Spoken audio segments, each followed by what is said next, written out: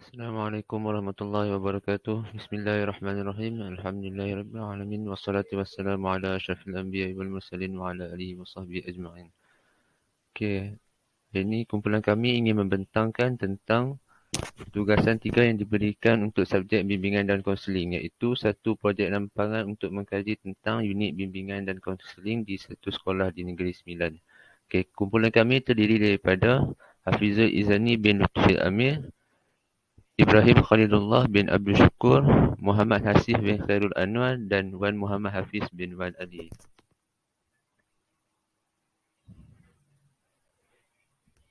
Okey, seterusnya kita pergi kepada apakah perkhidmatan yang ditawarkan di unit bimbingan dan kaunseling sekolah tersebut. Antara perkhidmatan yang ditawarkan adalah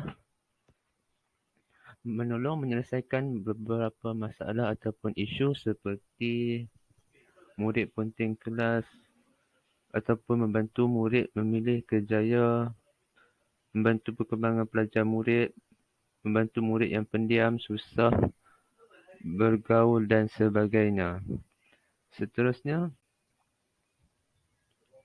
kita pergi kepada keadaan bilik kaunseling. Okey, ini dalam slide ini adalah peta keadaan bilik kaunseling. Dapat kita lihat adanya bilik pentadbiran, bilik kaunseling kelompok, bilik kaunseling individu dan juga ruang tamu. Okey, sedikit gambar adalah seperti berikut. Okey, ini antara bilik-bilik yang terdapat di bilik kaunseling. Yang pertama adalah bilik pentadbiran ataupun pengurusan. Yang kedua adalah bilik kaunseling individu. Yang ketiga adalah bilik kaunseling berkelompok.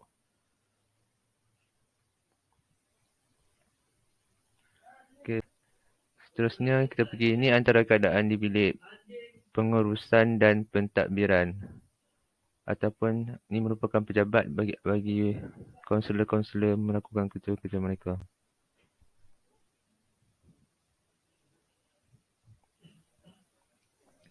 Seterusnya ni adalah keadaan ataupun gambar di ruang tamu unit bimbingan dan kaunseling.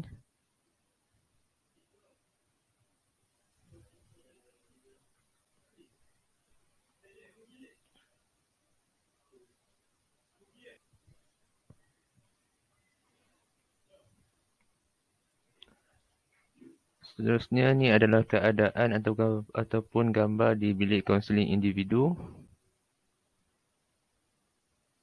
Ini pula keadaan di bilik kaunseling kelompok.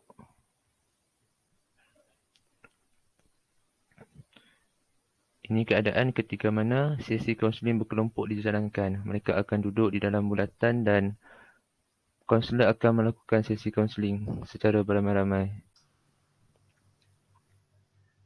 Okey, ini sedikit video tentang keadaan di bilik kaunseling tersebut.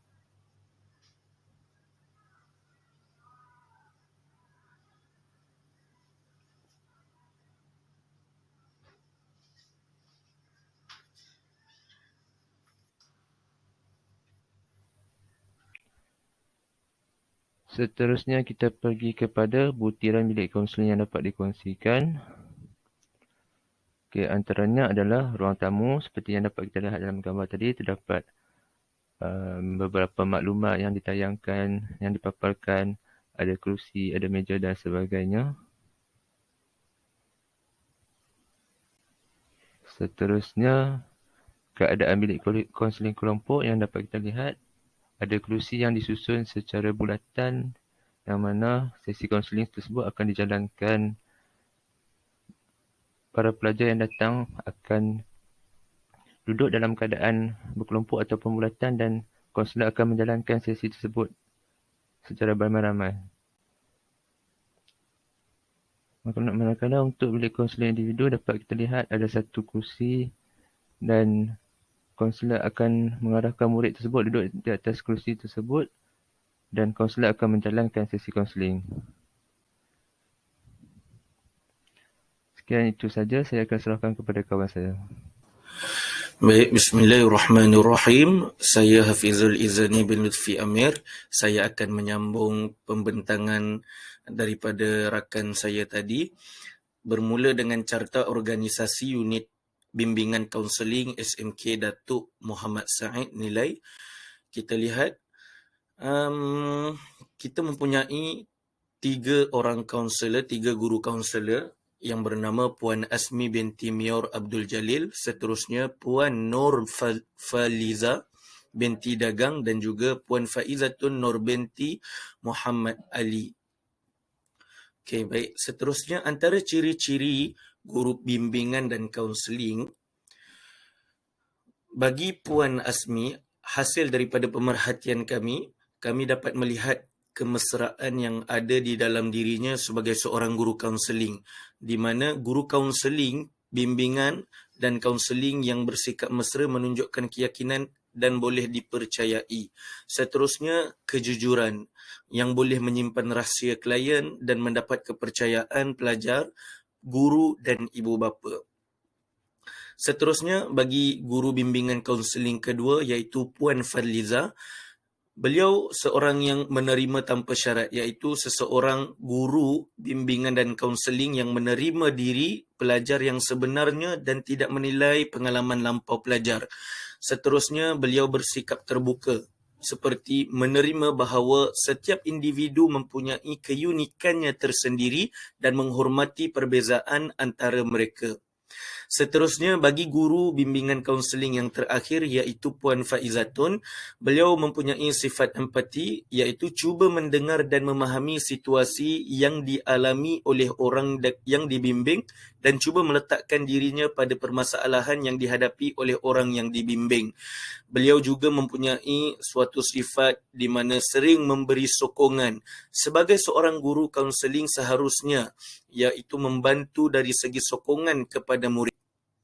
Baik, sekarang kita lihat bagaimana kemahiran kaunseling yang terserlah, iaitu kemahiran membuat konfrontasi yang digunakan oleh kaunselor bagi mengetahui dengan lebih mendalam ruang dalaman klien.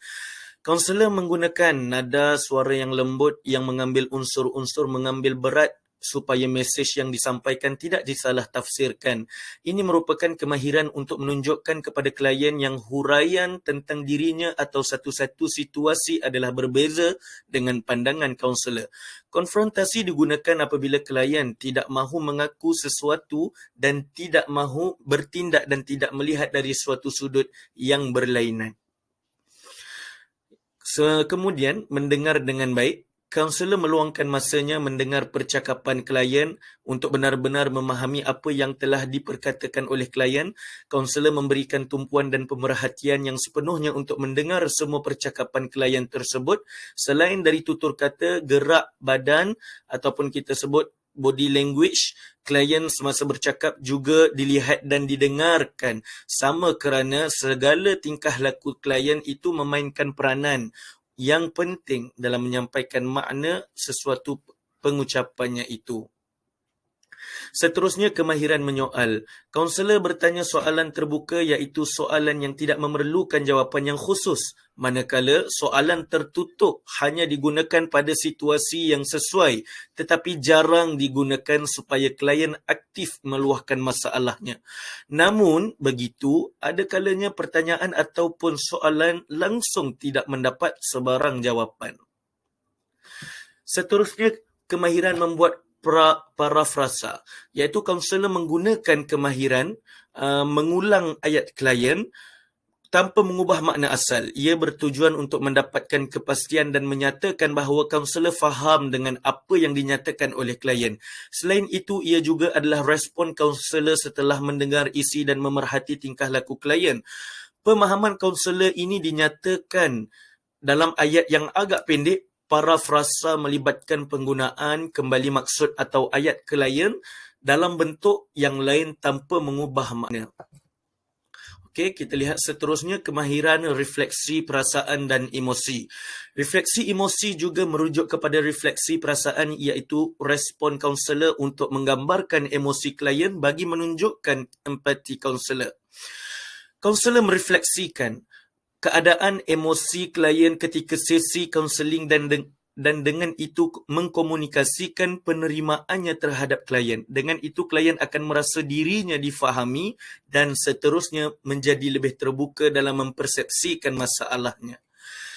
Seterusnya, kemahiran mendapat penjelasan. Kaunselor ketika menjalankan sesi kaunseling mudah mendapatkan kenyataan dari klien untuk memberikan kefahaman yang jelas tentang apa masalah yang dihadapi dan apa yang telah dibincangkan.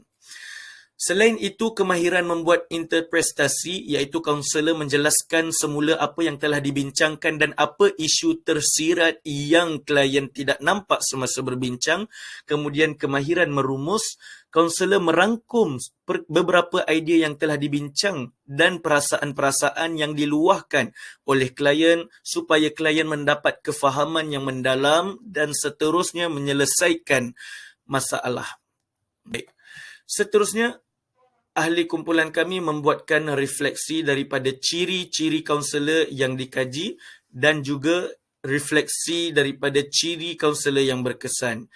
Kita boleh tonton bersama-sama. Assalamualaikum warahmatullahi taala wabarakatuh. Saya Hafizul Izani bin Lutfi Amir, bernombor metrik 2212523. Alhamdulillah, setelah saya laksanakan kajian ini, saya mendapati dan boleh saya refleksikan, untuk menjadi seorang guru kaunseling perlulah bersifat ataupun mempunyai ciri-ciri kemesraan.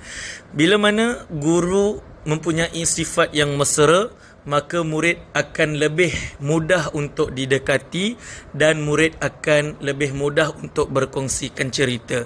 Seterusnya, guru kaunseling perlu mempunyai sifat kejujuran, iaitu sentiasa menyimpan rahsia-rahsia anak murid dan tidak menyebarkan agar anak-anak murid tidak merasakan suatu keaiban terhadap rakan-rakan mereka. Dan seterusnya, guru kaunseling juga perlulah ada sifat keterbukaan, iaitu tidak mempunyai sifat di dalam diri mereka pilih kasih, tidak memandang kepada perbezaan agama, perkauman dan sebagainya, supaya semua bangsa daripada anak-anak murid, sama ada Melayu, Cina, India, senang untuk datang dan berkongsikan masalah. Wallahu ta'ala a'lam. Itu sahaja daripada saya. Assalamualaikum warahmatullahi wabarakatuh. Assalamualaikum warahmatullahi Okey, baik, seterusnya. Sebagai refleksi, ciri kaunselor berkesan yang dapat saya simpulkan ialah yang pertama, keterbukaan. Kaunselor seharusnya bersikap hormat di atas kejujuran klien yang meminta pertolongan, menerima hakikat bahawa setiap klien yang datang dan pergi adalah berbeza sifatnya, meyakinkan klien bahawa segala maklumat yang dirahsiakan dan dapat meminta pertolongan dari kaunselor lain yang lebih banyak pengalaman dan kemahiran dalam mengatasi masalah-masalah yang sukar baginya. Ciri yang kedua ialah kemesraan dan sikap ambil berat kaunselor. Kaunselor harus memberitahu klien secara jujur tanpa mengenakan sebarang syarat, menerima klien dengan penuh kerelaan serta mesra untuk memberikan rasa selesa, yakin dan bebas. Bagi menambah kemesraan, semasa klien masuk, kaunselor boleh memegang tangan klien untuk dibawa masuk supaya klien rasa selamat dan selesa. Namun, ia harus dilakukan pada jantina yang sama sahaja. Kemesraan juga perlu dalam keadaan penuh persahabatan dan penuh timbang rasa. Di antara manifestasi melalui senyuman, kontak mata dan non-verbal attending behavior. Sikap ambil berat yang juga lebih kepada emosi, menunjukkan belas kasihan dan ketelunan terhadap kebajikan klien. Ciri yang seterusnya ialah menghormati dan penerimaan tanpa syarat. Kaunselor perlu melayan klien sebagai manusia yang bermaruah dan unik walaupun klien datang dengan cerita yang berbagai-bagai. Secara umumnya, penerimaan dengan melakukan penghayatan yang teliti ke atas diri klien sambil mengambil pelbagai aspek positif klien akan membantu melancarkan sesi kaunseling. Menerima klien seadanya tanpa penghakiman dan nilai, dan juga klien bebas dan akan dihormati. Seterusnya yang terakhir, cirinya ialah membekalkan maklumat. Kaunselor yang profesional juga seharusnya mampu bertindak sebagai seorang guru dalam hal-hal membekalkan maklumat kepada kliennya. Fenomena ini memudahkan sesi kaunseling dijalankan. Sebagai contoh, kaunselor boleh memberikan cadangan terhadap bidang-bidang yang boleh diceburi apabila pelajar tingkatan 3 beralih ke tingkatan 4. Sekian sahaja. Terima kasih. Sebagai refleksi,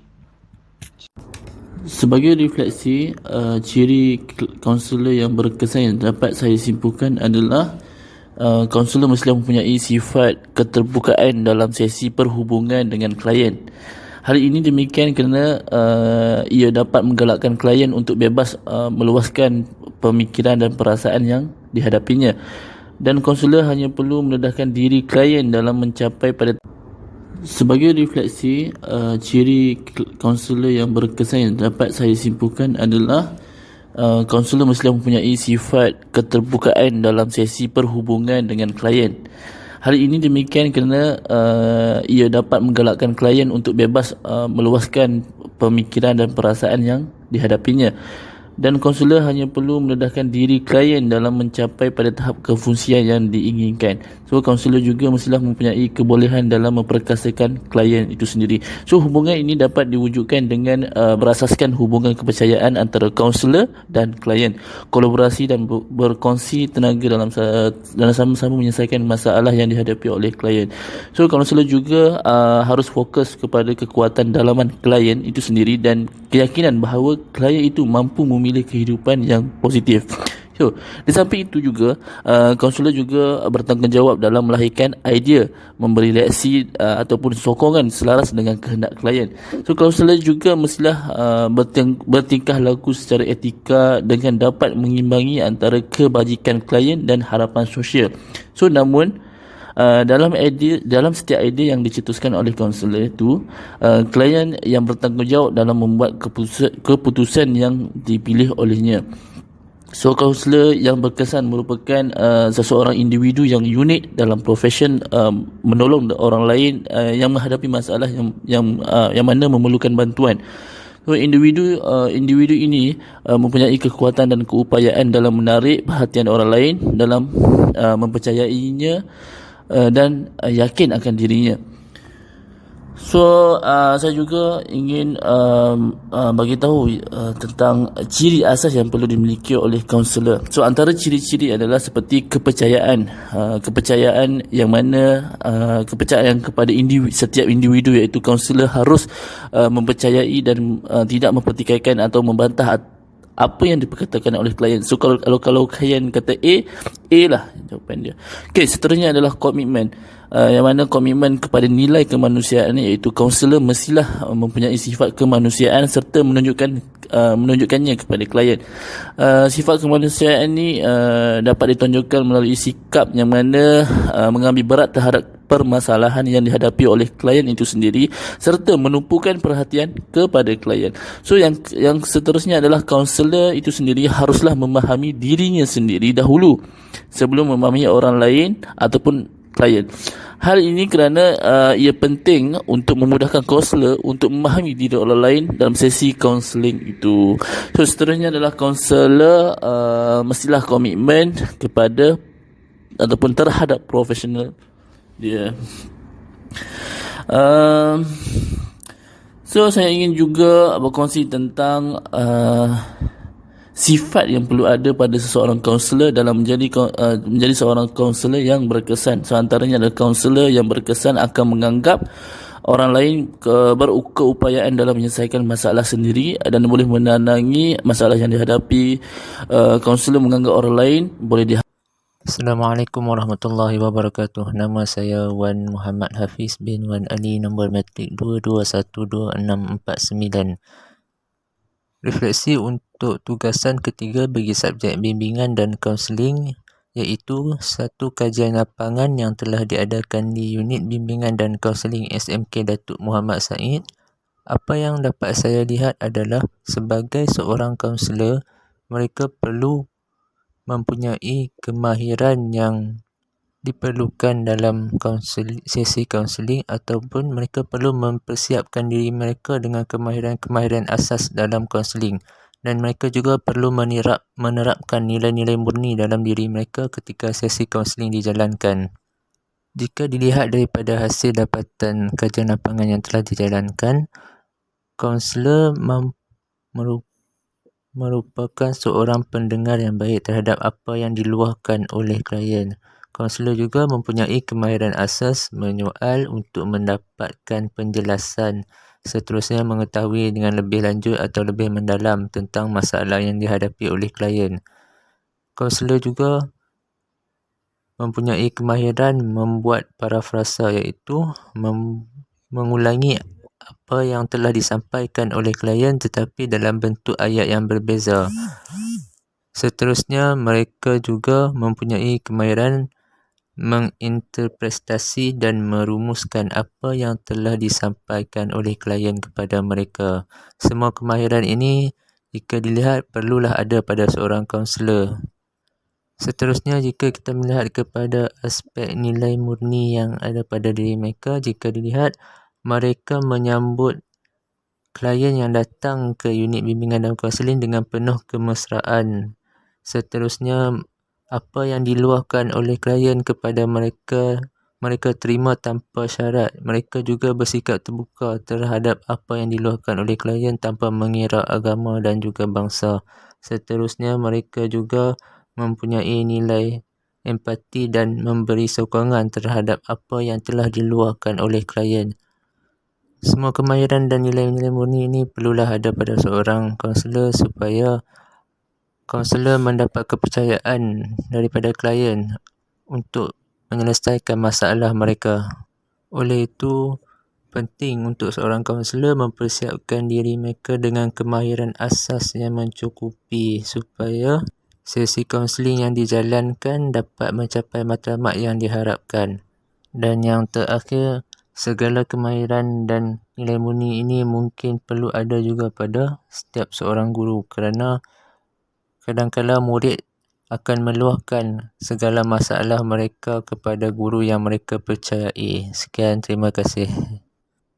Assalamualaikum warahmatullahi wabarakatuh. Baik, maka itu sahajalah hasil daripada pembentangan kami terhadap tugasan 3 yang telah diberikan oleh Encik Hazim. Semoga kita sama-sama dapat mengambil manfaat daripada video yang dihasilkan dan pembentangan yang telah diberikan. InsyaAllah kita berjumpa lagi. Sekian, terima kasih. Assalamualaikum warahmatullahi taala wabarakatuh.